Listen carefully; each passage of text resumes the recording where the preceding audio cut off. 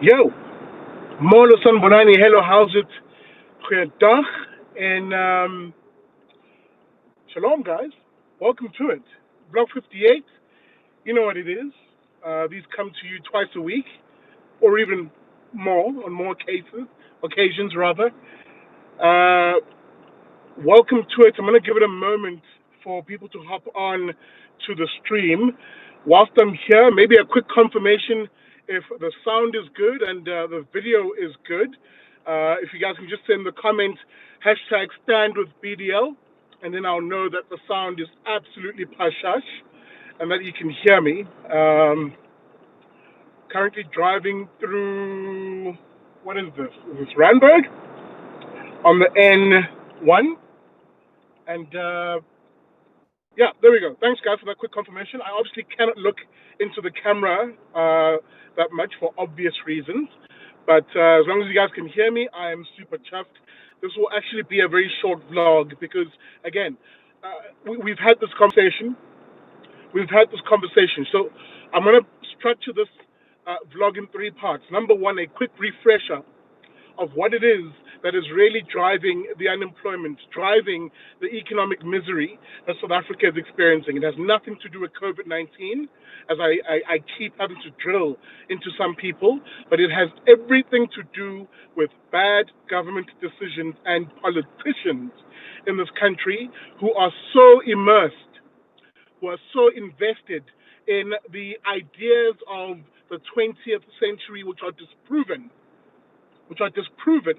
indeed proven even to be an absolute failure. So we'll begin there very briefly.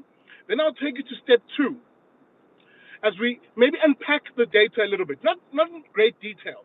We'll unpack the data, and I'll make some key political arguments around the sheer asinine nature of South Africans sometimes, because I think we also need to come into a little bit of criticism in this vlog, because not all of it is just, the politicians acting without impulse, acting without incentive.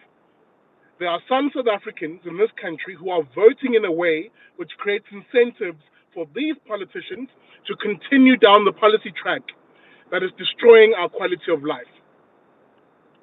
So that'll be the second argument I make based on the data, quickly just unpacking it at a cursory level. And the last point I'll make in this three-part vlog, 3 parts in one episode, is what do we do? What do we actually do to begin the hard work to fight back and begin to inject the ideas that actually begin to get South Africa back on track, number one, but also number two, to push back against these politicians? Because I'll tell you now, as a spoiler, there will be a lot of pain. There will be a lot of pain that we as South Africans must endure. But the lion's share, the biggest share of that pain, will, trust you me, will go towards the politicians. That I can guarantee. So let me begin. Part one. Reminds me of those old school tapes, those learning tapes that we used to have, the A side and the B side. Part one. Do do do do do. There we go. I'm giving away my age there. but part one.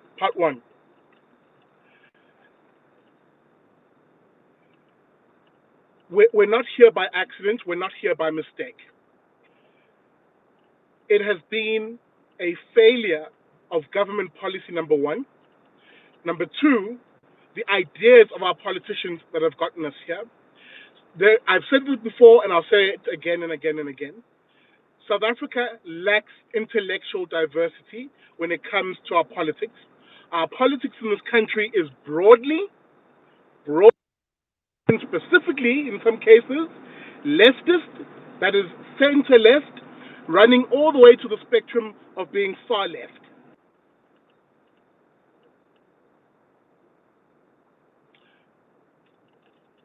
You may have lost me there for a moment. I hope I'm back. I see Kerry saying I'm buffering. I'm going to try and be a little more stationary in a place with very good 4G. So I'm pulling in here to a BP. So give me a moment as I recalibrate. uh, there we go. I got a quick confirmation from Annie. Thanks, Annie, saying that I'm back. I'm going to stop here because this will likely have better, um, what's it called? 4G. All right, let's pull over here.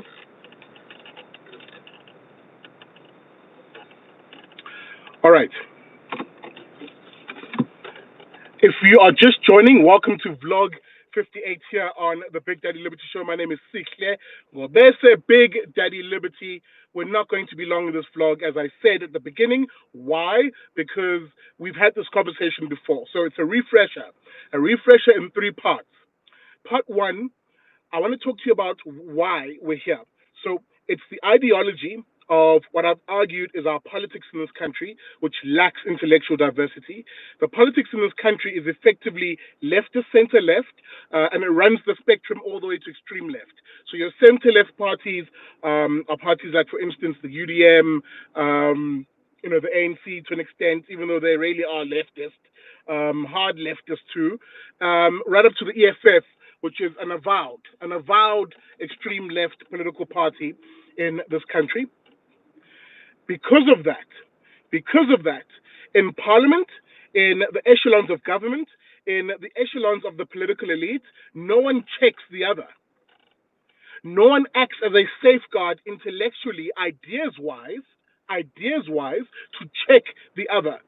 So when one party like the EFF, or rather, excuse me, when one party like the ANC proposes a policy which, again, as leftists do, centralizes all power, centralizes all resources into the hands of the state and really into the hands of politicians, there's no one else in the political arena who will check them.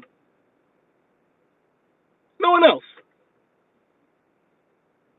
So that you have, again, as I like to describe it, a jerk circle of politicians and political elites in this country who just keep going.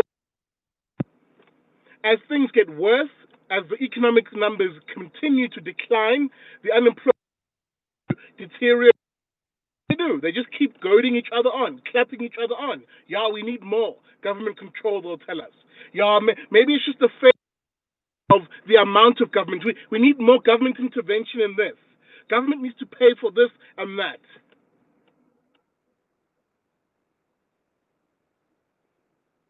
No, back and actually ask the question, guys, is it maybe our ideas and our ideology which is creating the misery? But again, no one asks this. You keep dropping out BDL is a comment from Tykes ZA. That's horrible. That is absolutely horrible. All right, I'm going to monitor it because I'm currently at the 8 minutes 30. I'm going to monitor it, but for me, it says live. So I'm just going to keep going, guys, because I really want this won't be a long vlog. It shouldn't be. So that first point I think I'm making and I've made, which is we'll continue down South Africa will continue. The sound keeps cutting out, according to the brew. All right, guys, I'm just going to continue. I'm sorry if it peters out, if it cuts out, so be it. I'm just going to continue. So, as I said, you have a situation where because the ideas are so toxic, and you have these fake lefties and these fake ICARE who are immersed in the language of socialism, immersed in the language of communism, none of them in this political elite actually check each other out. None of them check each other and say, you know what, it could be our little crappy idea deteriorating my beloved South Africa. And of course, because they don't really care about the state of South Africans, they're all in it for themselves in one way or the other. None of them care when you hear something like 11 million South Africans. Excuse me, I might be getting my numbers. Yeah, I'm right. 11, the expanded definition have lost their jobs, and 6.5 million at the official, which I hate that distinction. The official rate have lost their jobs.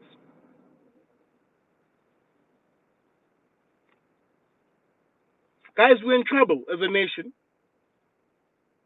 And at the root of it, as I said, is the lack of political, or rather, intellectual diversity in our politics.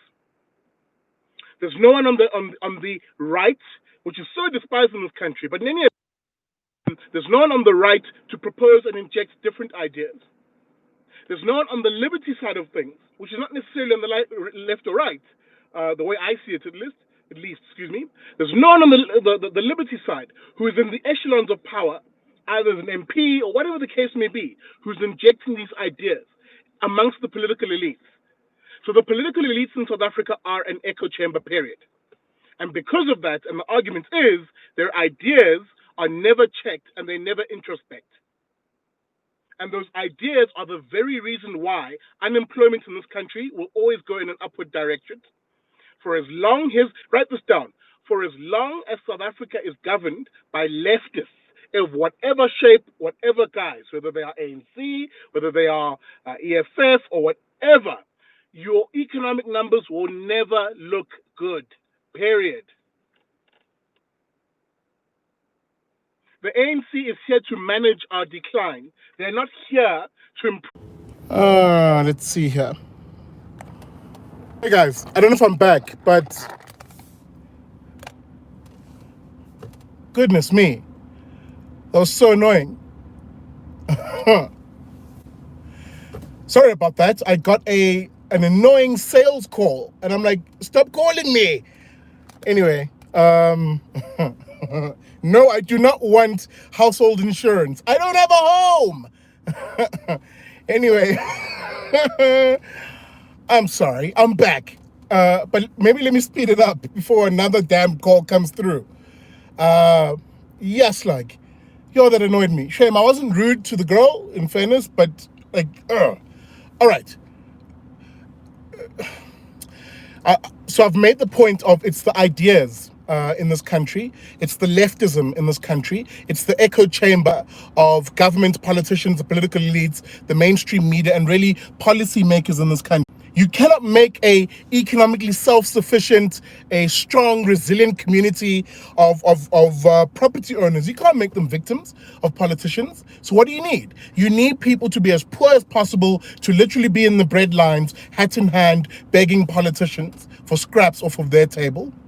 Because I can tell you now, no politician is poor right now. Oh no, politicians in this country, they're living the diamond life. They're living the diamond life. Why? Because for them, their money is guaranteed. Come hell or high water. Their money is guaranteed. Come hell or high water. So for the rest of us, we eke out an existence. We're the ones who are thinking twice now when we do our groceries. Because for as much as, you know, if you're privileged enough to still have a job in this country, oh, I nearly said something so terrible that the filter was like, nah, dog, hold that one for next week's episode of the Big Daddy Liberty Show. But I've made that first point, that until we change the climate of opinion, the ideological climate in South Africa will literally be a country in decline. And I can tell you now, I love my country. I will fight for this nation, but I would not wish for ordinary law-abiding South Africans to be here to switch off the lights. If this country, I don't say when, it's not predetermined, but if this country literally descends into the actual abyss, because trust me right now, we've slipped off and we're beginning to free fall. But when we actually enter the abyss, you do not want to be here. You and your family. That South Africa will not be a faith, flag, family, freedom type South Africa. I can assure you of that. So guys, there is a great incentive here.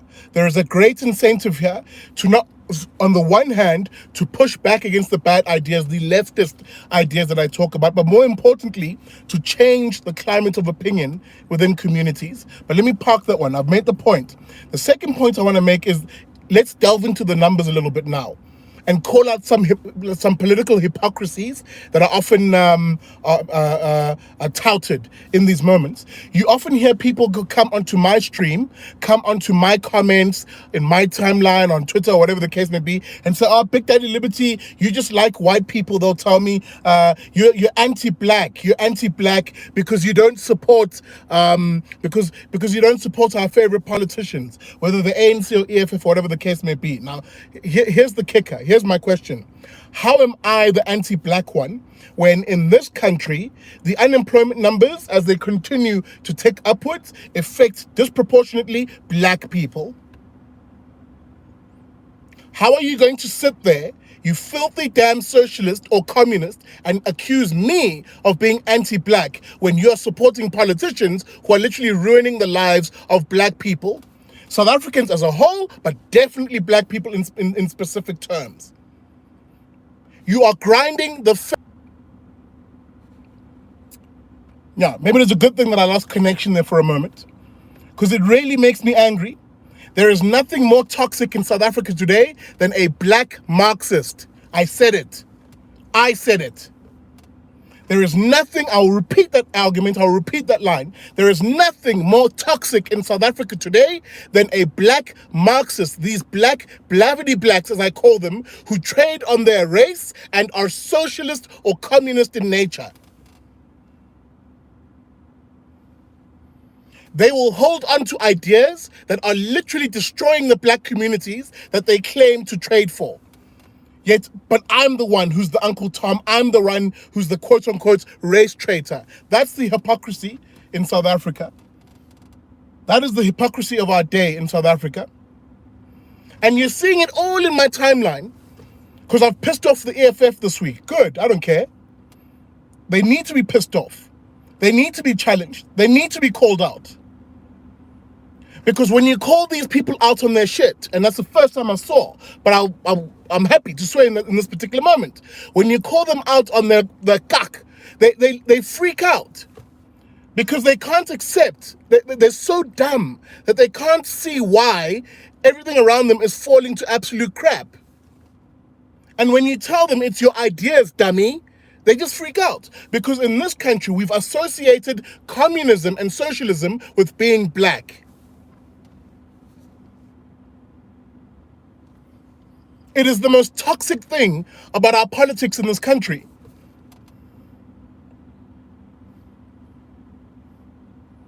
And it saddens me because the vast majority of black South Africans are actually not lefties in real terms. They don't hold on to these lofty shit ideas of communism and socialism. That's not their vibe. The vast majority of South Africans are people who just want to get on with it. Give me an opportunity, I will work, make an income, from that income, build savings, from those savings, build wealth, which I pass on to my family, to my children. None of them really believe or want the lofty state control, political control that is advocated for by the ANC and the EFF in this country. So that when you then look at the economic data, because I said the second area, I'm gonna delve into the numbers a little bit. The most hard hit by the upward tick in the unemployment numbers, whether you use the official rate, which is just the rate that doesn't include people who are discouraged from looking for work. The expanded rate is the one that includes the number of people who are discouraged from looking for work. So for me, the expanded number is the actual real number of unemployment, and that's 43%. 43% of your fellow beloved South Africans have their faces being grinded into the dirt by the political elites in this country. All the while, that same political elite is saying, oh, I'm doing this for your own benefit.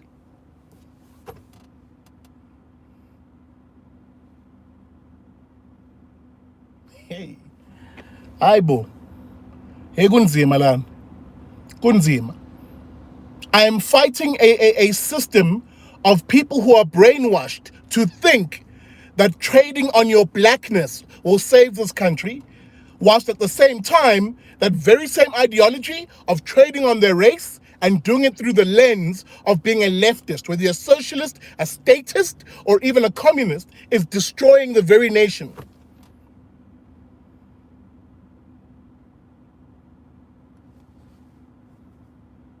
None of these people want to see black prosperity.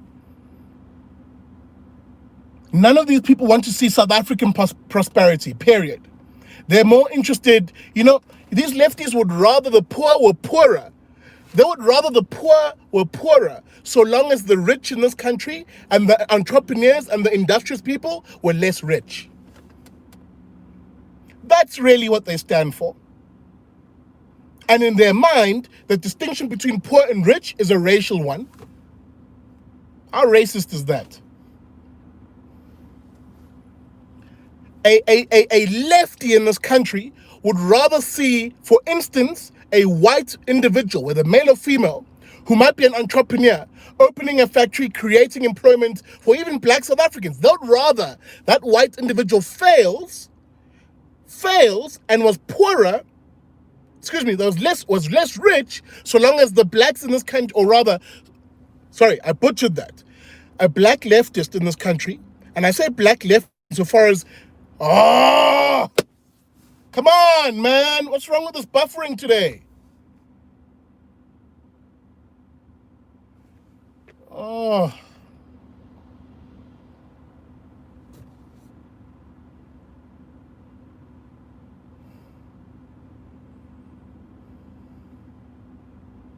Yo, I'm seeing a buffering symbol. I don't know if I'm still here.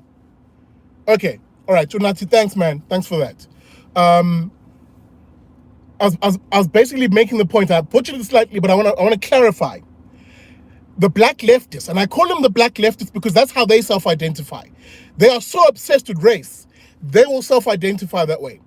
The black leftists, therefore, the blavity black, as I like to broadly call them, these people who trade on their race, would rather a white entrepreneur who creates work even for black poor people, they would rather see that guy fail. They would rather see that guy fail so long as he was less rich and not as entrepreneurial, as industrious as he is. So their real concern isn't the creation of actual black industrialists, entrepreneurs, and all. That's not really their concern. Their concern is solely on white people. I've never met something more hypocritical and really laughable in my life.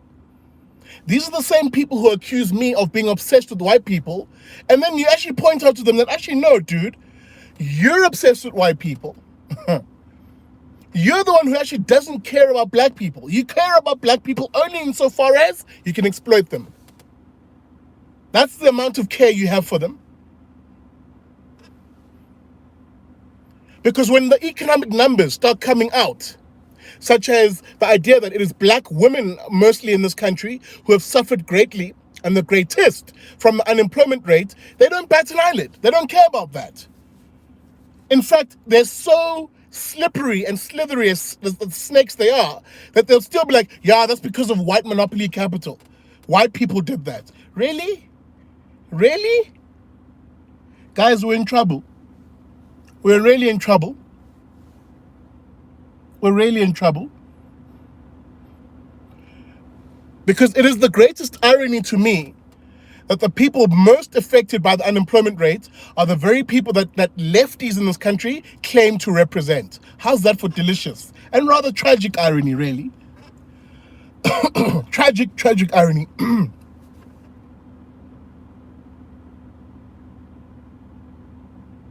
All right, I am seeing a complaint here from easygoing devil fan that there is buffering. So let me conclude.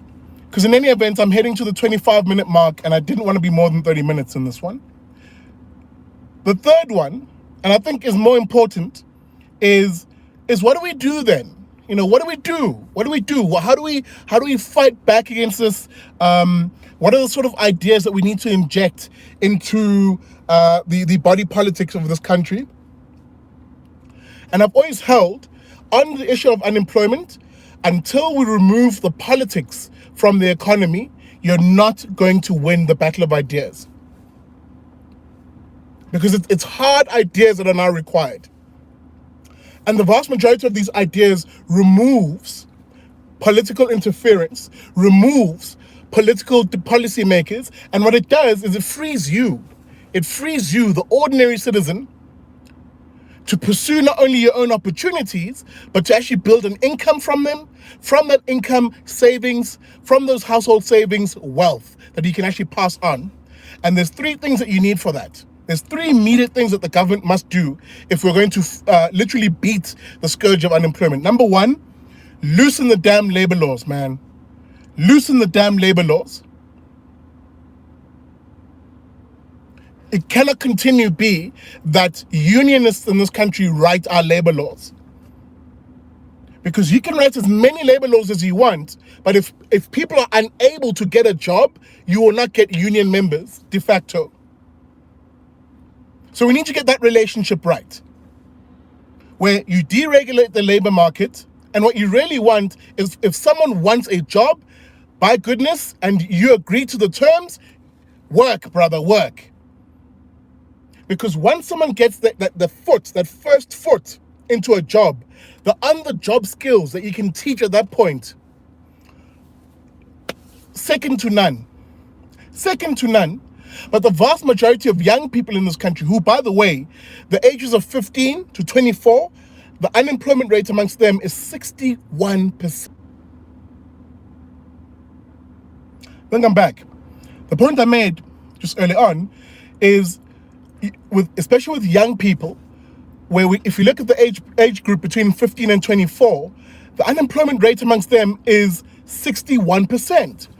How is that not a ticking time bomb? So immediately what you need to do is get rid of all of legislation that gets in the way of a young chap, a chap who lives on a sand dune in a shack in Cape Town.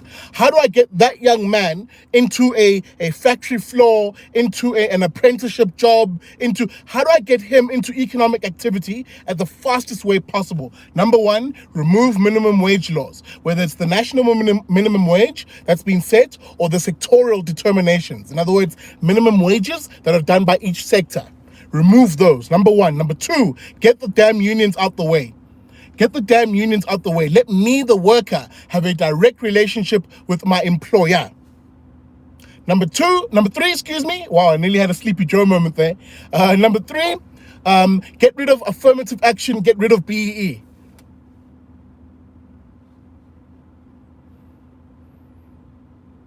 It stupefies me that we somehow think a politician can legislate you into prosperity. It's not worked.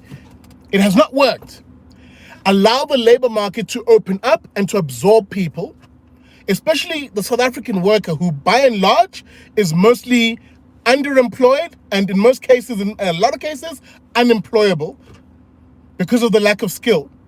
And once you remove all of these impediments, as government, your only focus, if you're going to do something, is open up opportunities, incentivize industry to train people on the job. I would rather someone absorbed a whole bunch of poorly skilled people and say, you know what, government's going to support me to train you on the job. Hard skills, bring back the apprenticeships programs so that someone can actually go for these hard skills. Electrical engineering, plumb work, boiler making. Like, guys, these are hard skills that industry requires in short supply in this country. Bring it back with an apprenticeship system. It allows people to find work. Instantly, you'll start seeing people, especially young people, finding work, getting into the workplace. They may not earn a lot initially, but that's the beauty about just getting your foot in the door. You start off somewhere and you build your way up. You learn the on-the-job skills, the on-the-job aptitudes. You build your way up. But we're not doing this because we're getting in the way of industries, entrepreneurs, and sectors. Why? Because politicians would rather write lofty laws that just don't reflect the country we live in. So number one, labor laws, gotta fix that. Make it easier for people to hire and fire, and definitely bring back and focus on the generation of artisanal skills, artisans in this country, and an apprenticeship system which makes them world class. That's what you really need. If you can do that, then you begin to attract the foreign direct investment because you've got the skills base. You've got the skills base. Excuse me, I already made the point. Which includes, by the way, 21st century skills. Guys who move into coding and learn those sort of digital skills. Bring those sort of services to South Africa. Number one, definitely fix the labor law situation. So I'm really thirsty. Number two, once again, be focused on attracting foreign investment. Stop this nonsense of, oh yeah, you know, the state is going to run more businesses. like Eskom and Transnet and blah, blah, blah. And we're going to hire people through that. That's all debt. That's all debt. What you want is actual investment. People looking at your country, seeing it's attractive and investing. Actually creating wealth, not debt. So create an environment where it's easier for someone to come set up shop here. And to do that, you cannot have theft policies such as BEE, which is the idea that if I, as an investor, I can be a black Texan millionaire, dollar millionaire, and I want to come and invest in South Africa, but I can't do that because I need to give 26% of my business away. Why? To who? What value does that create? So get rid of these legislation that deters investment. Have ordinary people benefit from investment. Stop lining up your greedy cadres for these lucrative BEE deals, which then destroy the investment in climate completely. I hope you see that link. The politicians are always involved in the terrible state of the country and the lack of investment, the lack of jobs. Create an investment-friendly environment. The last one, which is critically important, we've got to, like, all of these things are here and now fixes. But what you need to do is also start looking long-term. We've got to get the South African education system right. We've got to get the South African education system right. Again, if you break that down, get the unions out the way, get SATU out the way. I have been in favor, and I've been saying this for a very long time, that instead of government spending the money, put the money and the power and the resources into the hands of the people who actually use the service. The education, the National Department of Education, break their budget down into a budget, break their budget down into vouchers, rather, for poor families, for them to be able to spend that voucher, in monetary terms, of course, but a voucher, to get the quality of education that they want. Let me rephrase that because I want to wrap up. So on education, to get education right, your biggest problem is the poor state of government schools generally. The best way to fix that is you break down the education voucher into vouchers, and you can give it exclusively to poor parents, or you can give it to all parents. But inevitably, if you give it exclusively to poor parents in the assumption that middle class and richer parents can afford, so annoying. Stop calling me.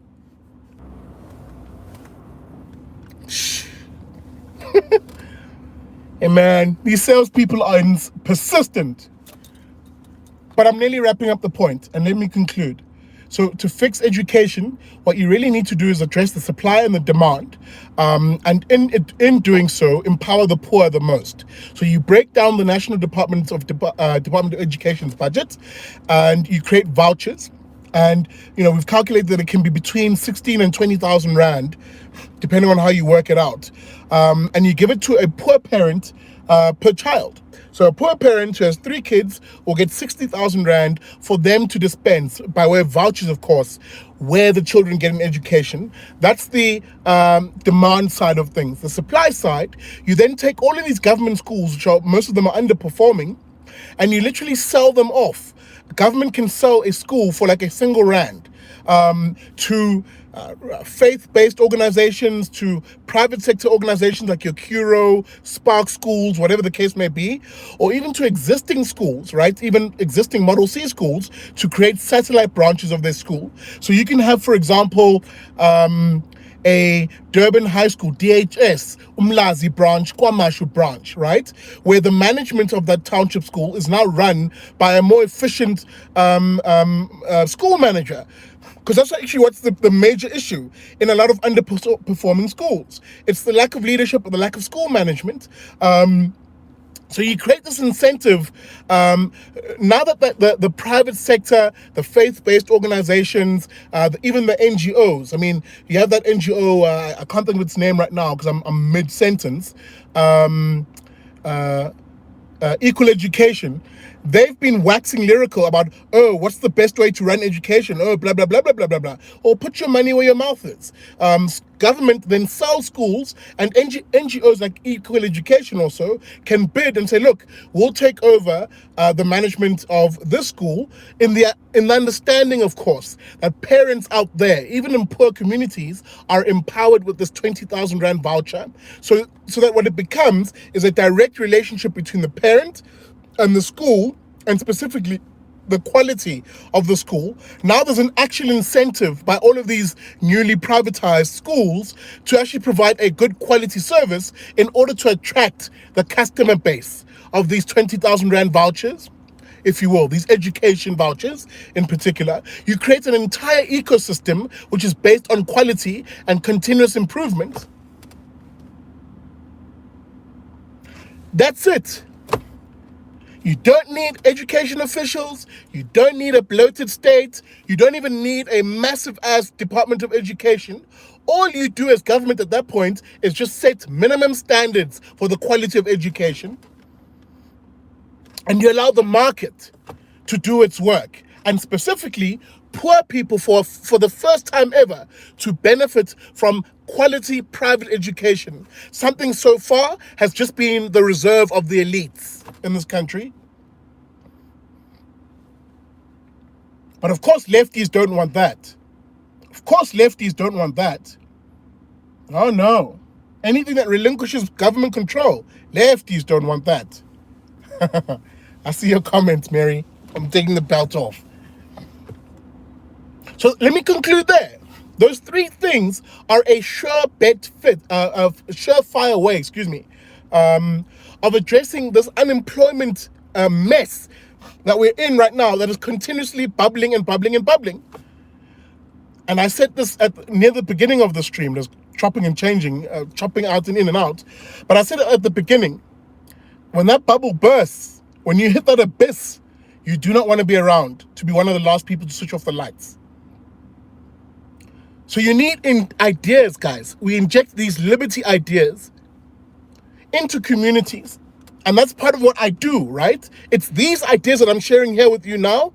These are the ideas that I'm taking into communities, into the informal settlements, into the rural parts of the country, into townships.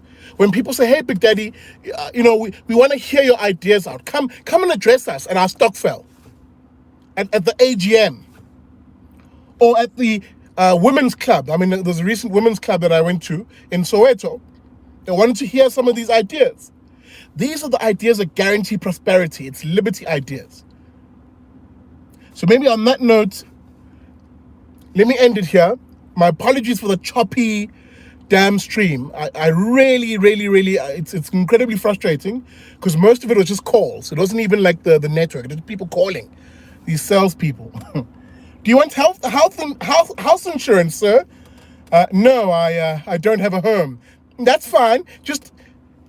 Oh, you don't have a home. Bleep, bleep. Man. Anyway.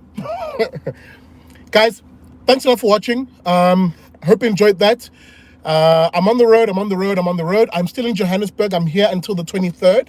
A lot of the people who I said I want to meet, or rather I've just sort of blindly said, I'm interested in profiling and meeting people who are involved in community gardens and solar, because into 2021 I want to drive a campaign.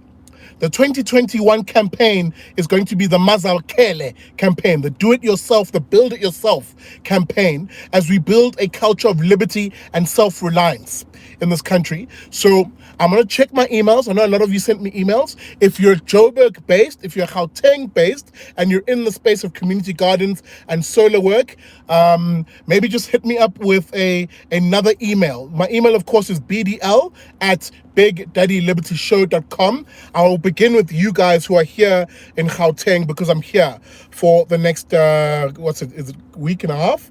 Up until the 23rd. So if you're in that solar and food garden space, even borehole, but in a sort of social entrepreneur way, or even just entrepreneurial. I don't mind. Let's have that conversation. Let's see what we can do. So hit me up in the emails. Thank you for those who are contributing to the show. Really appreciate it. There's a lot of new Patreon faces. I will shout you out in the next episode of the Big Daddy Liberty Show. I know my PayPal is down. I'm having issues with PayPal. Busy fixing that. I've also now included my bank details. Yay! So if you want to support that way, my bank details are in the link. Guys, thanks for watching. And remember, as I always say at the end of all of my videos, never trust a commie.